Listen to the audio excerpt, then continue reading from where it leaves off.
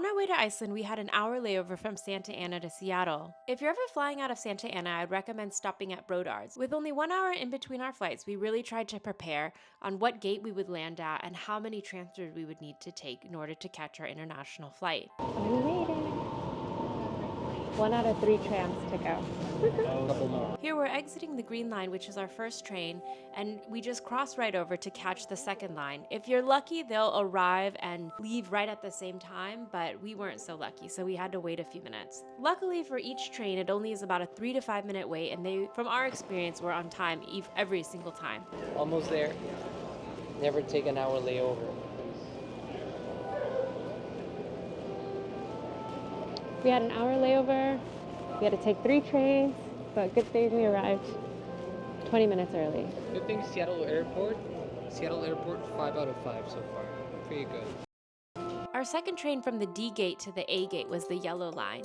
Our final line that we had to catch was the blue line, which took you from the A gate to the S terminal, which is most of the international flights. So we were flying Iceland Air, and this is where they're stationed at to fly to Iceland.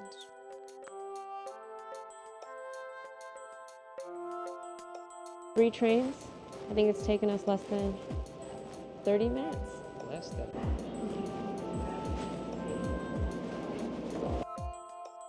Okay, we're here. We made it. Hector's booking it still.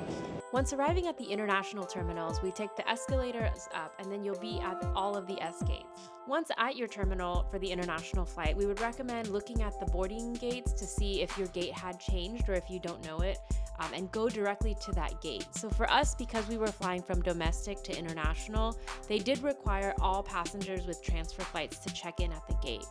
After doing all that, checking our passports, we had at least 20 minutes to spare, luckily. And so we headed to the international terminal priority pass lounge, which was just a 2 or 3 minute walk away from the gate we were boarding at. And so you just booked the elevator up, and there was no wait at the lounge. Let's celebrate.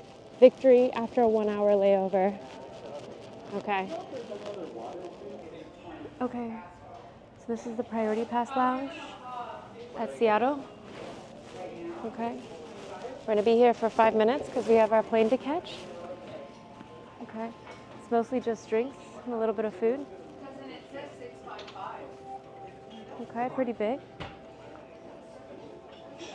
Very nice. The lounge itself was rather small. It had a small little bar and a few snacks, but it was good enough for a short break, just to get a little bit to drink and eat. If you are hungry, it's not actual like dinner food, so we would recommend, if you are crunched for time, just to make sure to plan ahead with what you're going to eat on the flight.